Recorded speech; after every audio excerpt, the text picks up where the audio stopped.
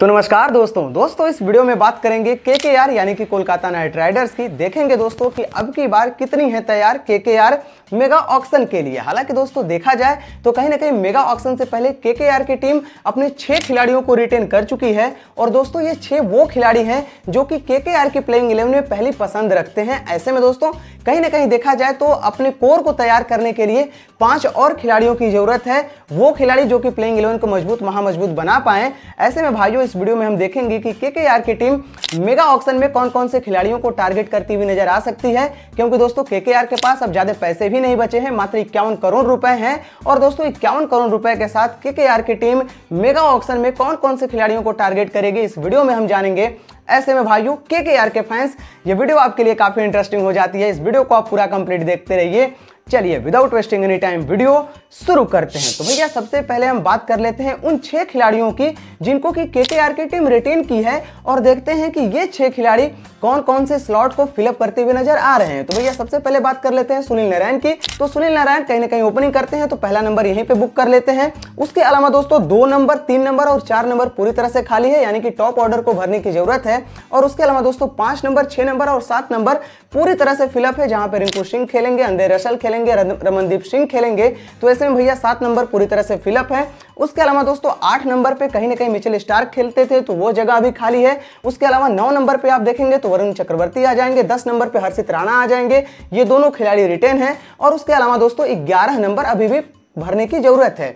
तो ऐसे में दोस्तों देखा जाए तो 6 स्लॉट तो पूरी तरह से बुक हो चुके हैं, 5 स्लॉट बाकी हैं जहां पे टॉप ऑर्डर है, जिसमें आपके लिए टॉप ऑर्डर के बैट्समैन चाहिए, विकेट कीपर बल्लेबाज चाहिए। उसके अलावा दोस्तों कहीं ना कहीं 8 नंबर पे आप एक स्पिनर को देखते हैं, और उसके अलावा दोस्तों 11 नंबर पे आप तेज गेंदबाजी को देखते हैं। और देखेंगे कि 11 नंबर पे कम से कम 2-3 प्लेयरों को हम टारगेट करें और 2 को अपने पास रख पाए। तो ऐसे में भाइयों कौन कौन से खिलाड़ियों को टारगेट करना चाहिए, चलिए अब आगे जानते हैं। ऐसे में भाइयों सबसे पहले बात कर लेते हैं ओपनिंग जोड़ी के लिए कि भैया वहां पे सुनील नारायण तो होंगे, लेकिन उनके साथ कौन होगा। तो देखिए वहां पे 3-4 नाम मैं सजेस्ट कर रहा हूं, जिसमें दोस्तों वहां पे फिल शॉट आ जाते हैं, जॉस बटलर आ जाते हैं, ईशान किशन आ जाते हैं, उसके अलावा दोस्तों रहमानुल्लाह गुरबाज आ जाते हैं और केएल राहुल आ जाते हैं। हालांकि दोस्तों एक चीज यहां पे मैं पूरी तरह से कंफर्म कर दूं, देखिए केकेआर के पास उतना ज्यादा पैसा नहीं है कि आप किसी प्लेयर के ऊपर 18 से 20 करोड़ रुपए खर्च कर पाए अकेले, क्योंकि आपके पास मात्र 51 करोड़ रुपए बचे हैं। और 51 करोड़ रुपए में आपको सबसे पहले तो 5 प्लेयर चाहिए, अच्छे प्लेयर, और उसके अलावा बैकअप भी तो चाहिए, क्योंकि ऐसा तो नहीं है कि मात्र 11-13 प्लेयर के साथ पूरे सीजन खेल लोगे।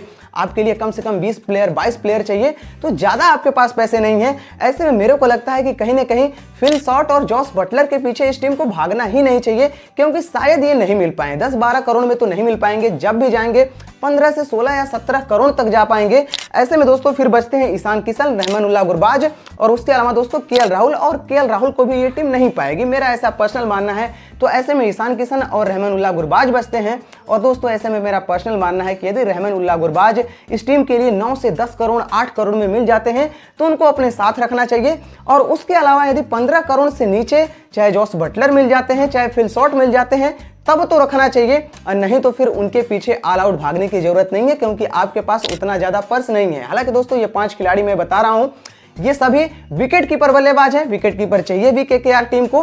तो ऐसे में यदि जॉस बटलर या फिर फिल शॉट, इन दोनों में से कोई खिलाड़ी यदि 14-15 करोड़ तक मिल जाता है तो कम से कम आप रखने की कोशिश करिए। ज्यादा पैसे लेते हैं तो फिर आप मत उनके पीछे भागिए, तो फिर आपके लिए सबसे अच्छा ऑप्शन रहेगा कहीं ना कहीं मेरे हिसाब से रहमानुल्लाह गुरबाज, क्योंकि लेफ्ट हैंड और राइट हैंड की जोड़ी भी मिल जाएगी। उसके अलावा रहमानुल्लाह गुरबाज आपके लिए 2-3 सालों से खेल रहे हैं, आपके स्क्वाड में है, और उसके अलावा दोस्तों विकेट कीपिंग भी कर लेते हैं। तो ऐसे में ये 5 नाम है जिनके पीछे कहीं ना कहीं केकेआर टीम जाएगी, और देखना होगा कि कितने पर्स के साथ जाती है, कितना तक उनके पीछे भागती है, क्योंकि ज्यादा पर्स इनके पास अब नहीं है। उसके अलावा दोस्तों बात आती है नंबर 3 की, नंबर 4 की, कि नंबर 3 और नंबर 4 पे कौन खेलेगा, क्योंकि यहां पर वेंकटेश अय्यर खेलते थे, श्रेयस अय्यर खेलते थे, नीतीश राणा खेलते थे, अंगक्रिंस रघुवंशी खेलते थे। तो अब ये सभी खिलाड़ी कहीं ना कहीं रिलीज हो चुके हैं, तो किसको किसको टारगेट करना चाहिए। तो भैया हमारे हिसाब से कहीं ना कहीं मेरा ऐसा पर्सनल मानना रहेगा कि सबसे पहले आप अपने उन्हीं प्लेयरों को टारगेट करिए, यदि वो मिल जाते हैं कम पैसों में या फिर 12-14-15 करोड़ तक मिल जाते हैं तो फिर आप उनको टारगेट करिए, जिसमें वेंकटेश अय्यर आ जाते हैं। हालांकि दोस्तों बहुत कम चांस है कि वेंकटेश अय्यर आपको केकेआर में दिखाई दे, क्योंकि पर्स उतना नहीं है, बाकी टीमों के पास अच्छा खासा पर्स है, तो वो टीमें वेंकटेश अय्यर के ऊपर अच्छा खासा पैसा लगाएंगी। उसके अलावा दोस्तों श्रेयस अय्यर भी ऑक्शन में आएंगे। हो सकता है कि यदि आपका रिश्ता अच्छा खासा अभी भी हो, वह अपनी वैल्यू टेस्ट करने गए हो, तो यदि वो 12-14 तक मिल जाते हैं तो फिर आप उन्हें भी लेने की कोशिश कर सकते हैं। और उसके अलावा दोस्तों सबसे बड़ा नाम मैं अंगक्रिंस रघुवंशी को रखा हूं। अंगक्रिंस रघुवंशी पिछले साल आपकी टीम के लिए खेले थे, अच्छा प्रदर्शन था, युवा लड़का है और आपके लिए फ्यूचर में स्टार बन सकता है। ऐसे में वो बंदा 10 से कम करोड़ में मिल जाएगा, उसको आप अपने टीम में शामिल कर सकते हैं और नंबर 3 और नंबर 4 पे आसानी से खिला सकते हैं। उसके अलावा दोस्तों नीतीश राणा भी बुरे विकल्प नहीं होंगे यदि श्रेयस अय्यर और वेंकटेश अय्यर नहीं मिलते हैं तो। और उसके अलावा दोस्तों यदि विदेशी प्लेयरों की बात की जाए तो वहां पे मार्कस स्टोनिस आ जाते हैं, ग्लेन फिलिप्स आ जाते हैं और मैक्सवेल आ जाते हैं। यानी कि आपके सामने लगभग मैंने 7 ऑप्शन दिए हैं और इन 7 ऑप्शनों में से यदि आप मेरे से पर्सनली पूछेंगे तो उसमें मेरे को सबसे अच्छा लग रहा है नीतीश राणा और उसके अलावा दोस्तों अंगक्रिंस रघुवंशी। ये दोनों खिलाड़ी आपको सस्ते में मिल जाएंगे। और वहीं पे दोस्तों यदि आपको कप्तान की जरूरत है तो नीतीश राणा को आप कप्तान भी बना सकते हैं यदि ऊपर जॉस बटलर नहीं मिलते हैं तब। तो ऐसे में भाइयों कहीं ना कहीं मेरे को ये 2 खिलाड़ी सही लग रहे हैं, कम पैसे में भी मिल जाएंगे, क्योंकि यदि आप वेंकटेश अय्यर और श्रेयस अय्यर के पीछे भागोगे तो शायद आपके पर्स से ज्यादा पैसे भी कट जाएं। उसके अलावा दोस्तों बात आती है नंबर 8 की। देखिए नंबर 8 पर देखा जाए तो पिछले साल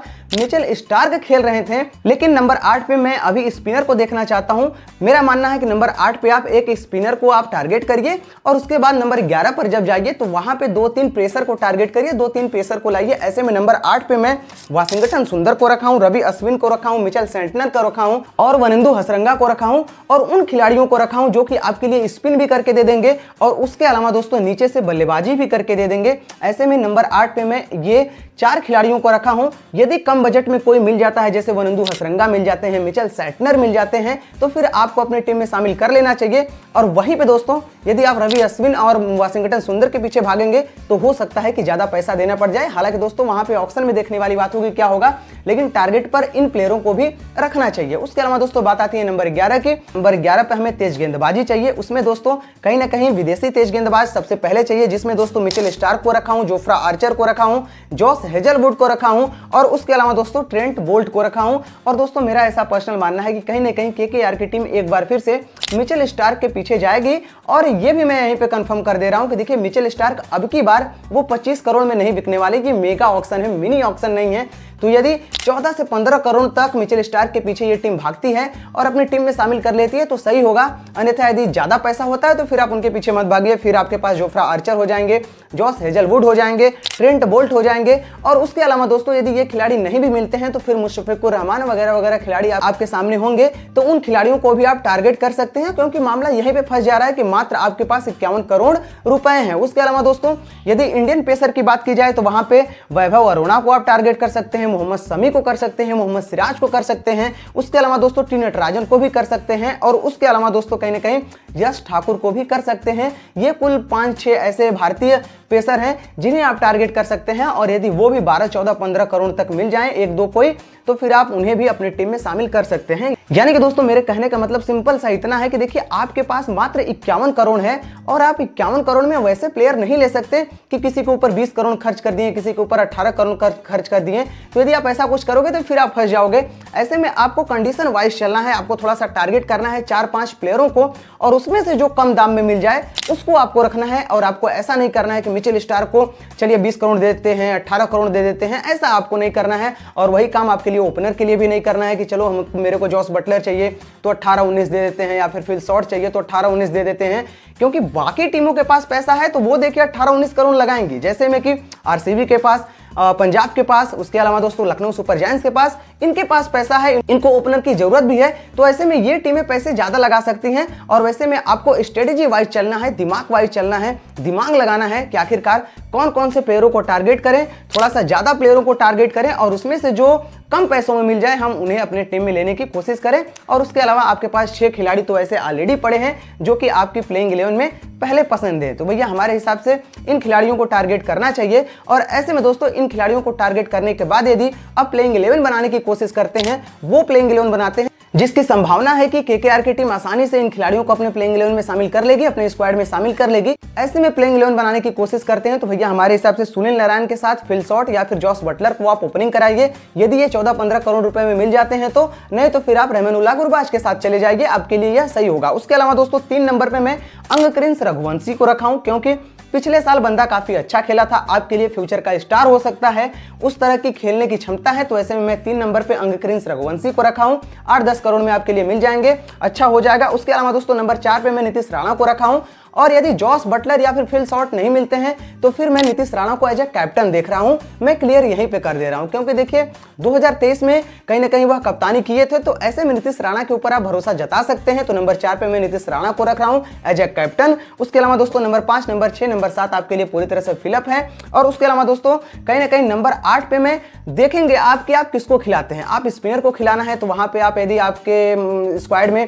मिचेल सेटनर आ जाते हैं तो उन्हें खिला लीजिए, वाशिंगटन सुंदर को रख पाते हैं तो उन्हें खिला लीजिए, या फिर कंडीशन वाइज हो जाता है। उसके अलावा दोस्तों नंबर 9 पे कहीं ना कहीं आपके लिए हर्षित राणा आ ही जाएंगे, नंबर 10 पे आपके लिए वरुण चक्रवर्ती आ ही जाएंगे, और नंबर 11 पर आपके लिए एक तेज गेंदबाज चाहिए जिसमें आप मिचेल स्टार्क को ले पाते हैं तो उनको खिला लीजिए। वहीं पे दोस्तों यदि आप जॉस हेजलवुड को रख पाते हैं तो उनको खिला लीजिए, और वहीं पे दोस्तों ट्रेंट बोल्ट को रख पाते हैं तो उनको खिला लीजिए। यानी कि एक विदेशी आपका पेसर होना चाहिए और उसको आप खिला सकते हैं जिसको भी आप अपने टीम में रख पाएं। तो ऐसे में भाइयों आपकी ये प्लेइंग 11 कहीं ना कहीं मजबूत महामजबूत बनती हुई दिखाई दे रही है। और ऑलरेडी मैं फिर से बोल रहा हूं 6 खिलाड़ी आपके पास हैं जो आपकी प्लेइंग 11 में पहली पसंद रखते हैं। 5 खिलाड़ियों को ही खरीदना है, और उन 5 खिलाड़ियों के ऊपर यदि आप थोड़ा सा ध्यान से देखेंगे तो कहीं ना कहीं वो खिलाड़ी भी आपको मिल जाएंगे। आप ज्यादा खिलाड़ियों को टारगेट करिए, और उसमें से जो खिलाड़ी कम पैसों में मिल रहा है और अच्छा खिलाड़ी है उसे अपनी टीम में लेने की कोशिश करिए। एक खिलाड़ी पे कभी भी ऑल आउट मत भागिए, नहीं तो आपका ऑक्शन पूरी तरह से